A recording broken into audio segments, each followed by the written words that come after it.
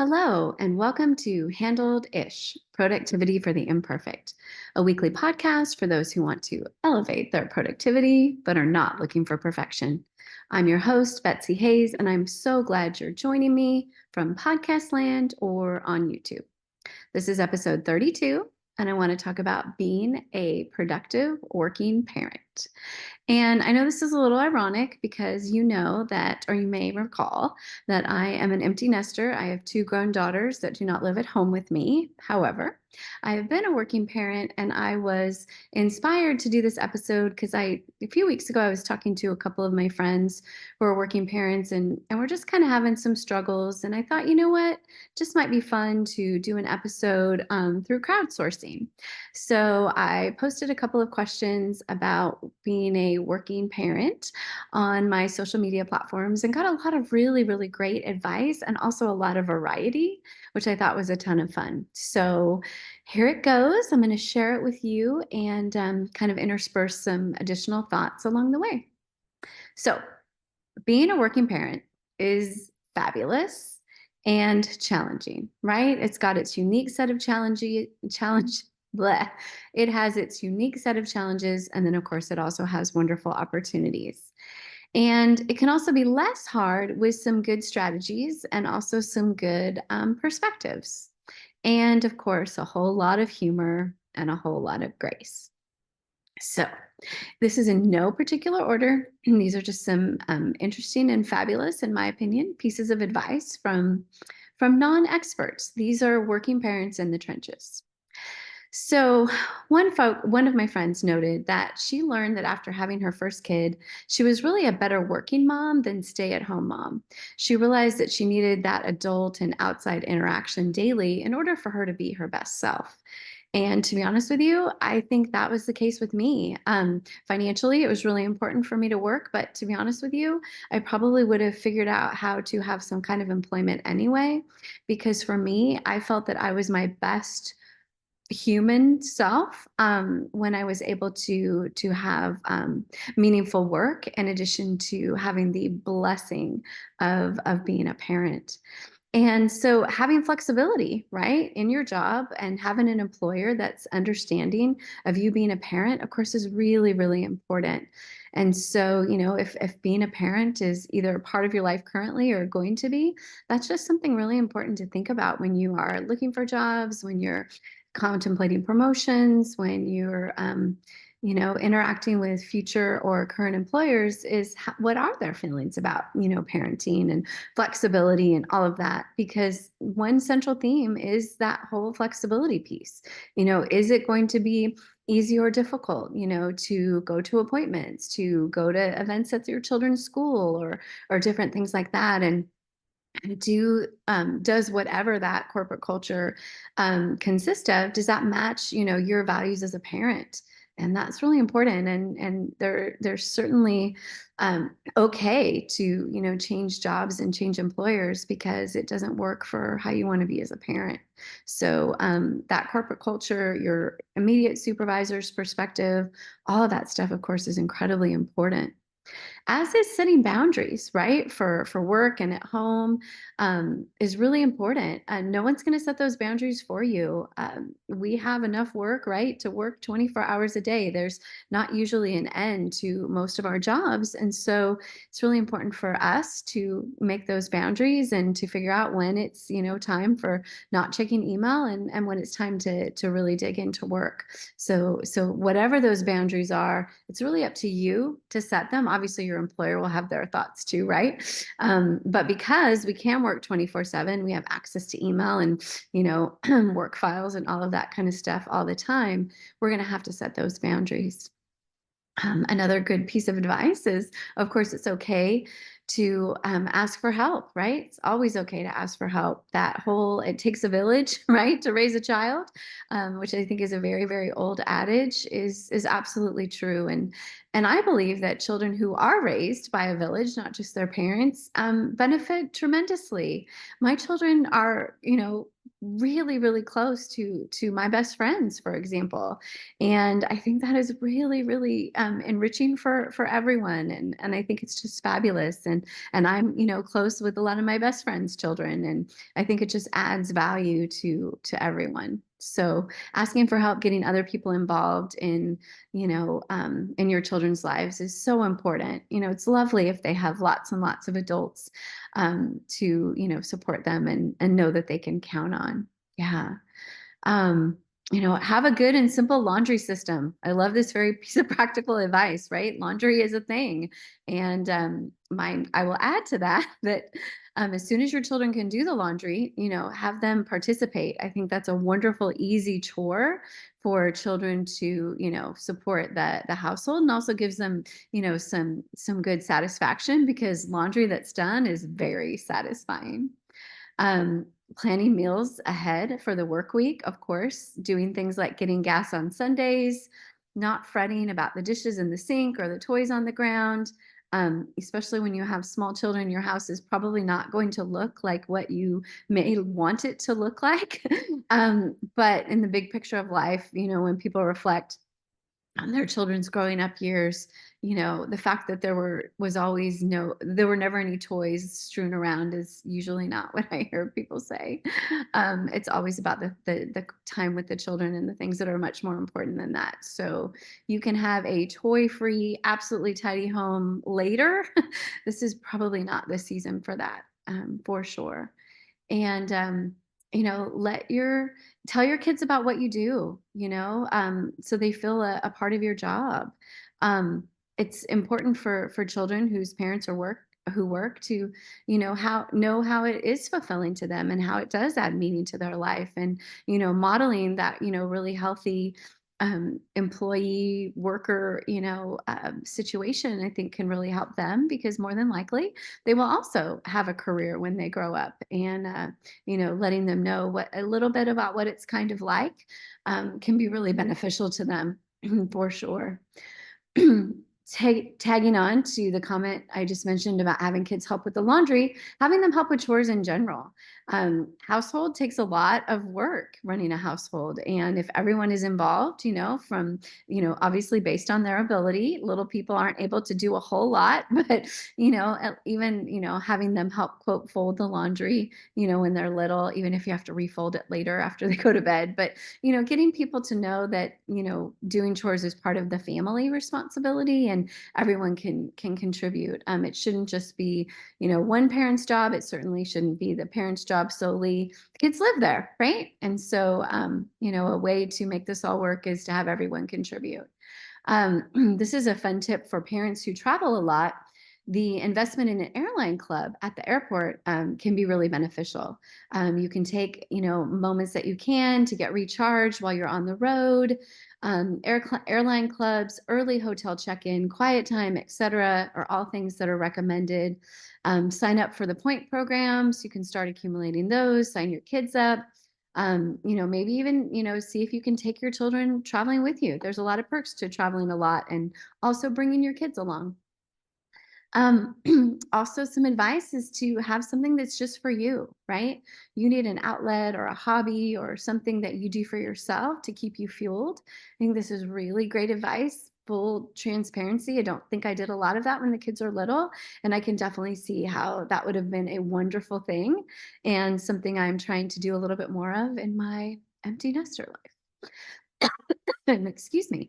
Um, Negotiable work hours. Can you go to work earlier, or, stay later, or work longer some days and shorter other days? That negotiated hours thing can make such a huge difference. Maybe a couple days a week, you stay a little bit later, but you're home on other days to pick up your children from school, right? Everything doesn't have to be the same each day, Monday through Friday, or whatever your work schedule is. Variable hours can really bring a lot of joy to your life. Author Laura Vanderkam, who I've mentioned before, in her books talks a lot about this, that each day doesn't need to look the same. And, working a couple of later days to have shorter other days with, more time with your family can really have benefits that a lot of people don't kind of think about, right? A lot of people think their schedule needs to be the same every day of the week. And when it isn't, it can actually have a lot of value. Taking 5 minutes to decompress before you walk in the door is just a really nice idea to sort of like let the work day go before you enter time with your family. If you work from home, obviously you have to be creative. During the pandemic, I know there was a lot of us working from home and a lot of ideas along these lines, like, walk around the block or make yourself a cup of tea or, go outside for a little bit. But some sort of physical break between your workday and your time with your family in the evening, if that's the way your day is structured, can really help get you in that, okay, I have transitioned, here's my boundary, now it's time for working from home. Um, this is really interesting. So I kind of really like the idea that this particular piece of advice makes us think about. And so um, she told herself that she couldn't be the best mother, wife, employee, and daughter. The daughter piece was important because at the time when she was raising her children, her one of her parents needed care at all times, and so she couldn't be the best of all those roles all the time, and so she sort of tentatively, picked one role a week that she was really, really going to give her all to, and then the other roles, got good enough. And, was it exactly this way in real life? No, but just thinking about it this way, that she didn't have to be the best at everything and could, shine the light on particular roles throughout the weeks, really made it a lot less stressful. And I like that idea. We, especially when we have roles that really take a lot of us mentally, physically, time wise, it's often very difficult to do everything to your own standards. So maybe shining the most in one of them and having the others be good enough for that week is something really interesting and fun to think about. Um, and once the kids, can do stuff for themselves, let them do it. My children made their lunch and, dealt with a lot of the paperwork for school. I'd sign it, really involve them very early on and just the day-to-day business that had to do with them. And they were both very self-sufficient humans. And I think that there's definitely some validity to that idea and something that I implemented as well. Um, Structure and schedules work very well for kids and also for our own peace of mind. Love this thought that kids are flexible and will be fine as long as you're making an effort. And I love that because that just sort of again takes the pressure off that we don't have to be perfect parents. We just have to be, there and intentional about wanting to be a good parent and letting our children know that we are trying. And kids really are resilient. People are resilient, and they really do just need to know that we're making an effort. This notion of not comparing ourselves and our life to others couldn't be more important when we're talking about being a working parent. You can get, jealous or have FOMO really easily if you, particularly on social media, look at how other people's lives supposedly are, especially when they're working parents and your life doesn't look like what they're sharing online. But even if it is even if you have a very close look at someone else's life and it appears that they have it all together and you feel that you don't, it's just not healthy. Comparison is the thief of joy is a phrase that I've heard repeatedly, and I really believe that. I think that we need to compare ourselves to our own desires and ideals for how we want to live our life and not compare to others. Number one, we have no idea what they're actually going through. Um, their life is definitely not perfect. No one's is. And so we should focus on the life that we want and comparing ourselves to that. I really feel strongly. Um, and prepping for the following week, good setup for all the things, right? Permission slips, work meetings, sports transportation, knowing that even with a good plan, things are going to happen, right? Kids are going to get sick, kids are going to get hurt, you're going to get sick, you might get hurt. But with a well-prepped week, it's so much easier to pivot. And this particular person on Saturday or Sunday morning gets up, makes a cup of coffee, she has a family whiteboard, maps out everything for the week. And, what's happening as far as everybody's activities. She puts on her favorite music and really just tries to enjoy the organizational phase of the upcoming chaotic week as she has, several small children. And once the house or school age children, and once the house starts waking up, everyone gets, rowdy over breakfast and, kind of calms down. She lets everyone know that, they need to let her know if there's something else, going on that she can add to the board, right? Like, do we need cash for a field trip or, snacks at school? Are there any permission slips that need to be dealt with? Is it your teacher's birthday? Do you need to wear your uniform for activities or anything this week? What are the things that, the parents are going to need to do in order to help the kids be successful? And this little ritual, helps her family buy into what's happening and owning part of the responsibility for planning for the week. And I know lots of folks have a similar ritual, and it's great. It's such a good idea because it also then, bonds the family unit as, hey, we're all in this together, and we really want everyone's week to be as good as humanly possible. Again, knowing that stuff's going to happen and you're going to have to pivot.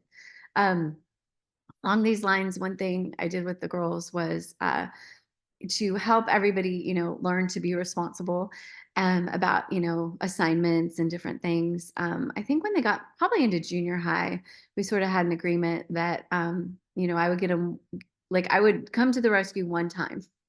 I think it might have been one time per semester. Maybe it was one time per year, but that if they forgot something that they, should have brought, that I would bring it to school. And after that, they were going to have to, deal with the consequences. And very shortly after we made this little policy that they agreed to, thought it was very reasonable. First day of school, my daughter forgot, I think it was AP homework or something. And we got a good chuckle about, oh my gosh, she's going to have to really be responsible for the rest of the year. Um, and just having, the knowledge that, hey, it's on them to get the things that they need to do for school. And, otherwise, there's going to be consequences. So a lot of these tips have to do with, involving the children, in making them have a successful childhood. Really, that's what we're talking about here. Um, Another comment about involving kids in your work, being transparent about your schedule. Look, I've got to work late tonight, but, tomorrow I'll be home for dinner and, maybe you can help me cook. What our deadlines are, what are some of the things that we're doing and how that is going to affect the family. I think can help everybody sort of understand, how everything is fitting together. A strong support system could not emphasize that enough. There's got to be backup plans for picking the kids up from school and maybe taking them to appointments or, um, saving the day and bringing the homework when it's needed or whatever. And if, depending on your policy, um, I think that, setting those things up ahead of time, obviously, is so much better than, oh my gosh, I need some help. Talking positively about your work. I don't think it, nobody's job is 100% fabulous, and there's things that frustrate us. And I think that probably, pretending that work is fabulous all the time is also not healthy. But I think that complaining about work all the time is also not good, for children. So, show them a balanced perspective that most of the time your work is, it is something that provides something wonderful for your life, or at least good. And sometimes it's really frustrating. And I think that gives them a little bit more realistic picture, again, because probably they're going to, have jobs and careers as well. And, that whole being fully present. We talked about feet a few weeks ago, be where your feet are. If your feet are with your family, truly be with your family. If your feet are at work, whether it's work from home or working outside the home, really truly be present at work, and don't make them compete with each other. They both can, that you can integrate some of it, which is great. Sometimes it has to be separate, also great. But it doesn't necessarily need to compete. You can be fully there for both, and it can be good. So this was really interesting, and I've never thought about this particular thing this way. And so I'd love to hear what you think. So, this piece of advice is to not be afraid to miss something. As a working parent, of course, you're not always there when your kids have, you know, things. And so, she says some of the best, most treasured conversations that she remembers from when her girls were growing up was hearing about their experience from their eyes. And, of course, she had mom guilt for missing, an event, for example. But hearing them tell her about it and wanting her to see it from their perspective, which is something that she really found special and continues to feel special about, even to this day as her children are much older. So I thought that was a really great way to get rid of mom guilt or parent guilt. We have to miss something. We can get excited about hearing the retelling of the event from our child's perspective and what was, unique and wonderful from them and what did they observe and, how did they feel and all of that. Again, a perspective I haven't thought of, and I just really liked that. I hope that you do as well. Um, um, a lovely thought is that, once a month, um, this parent took her children out individually for a meal so they could have one-on-one time. And these are, special moments that they still talk about, even though they are grown with families of their own. And I've heard of this advice before, and I think it's just a really nice thing to implement. If you still have kids at home, that might be something to consider, especially, if you have multiple children. It's lovely to spend time all together, but also lovely to have one-on-one time with your individual children. Yeah.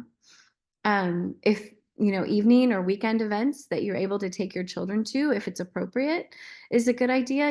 They can learn what the parent does for a living and also learn about etiquette and how to interact with adults. There were, my children spent lots of time on campus when it was appropriate. And, maybe they, sat in the back of the classroom or, had to attend a meeting with me on occasion. And they did. Got to learn about interacting with adults and, etiquette at the workplace and those kind of things. It can be really good for them too. Um, being a working parent can offer you a wonderfully full life. I think that's a beautiful phrase. However, sometimes you feel like you are on a hamster wheel. And again, those good systems, whatever systems work for your family. Because if you are looking for socks in the dryer on Monday morning, things are not going to go so well.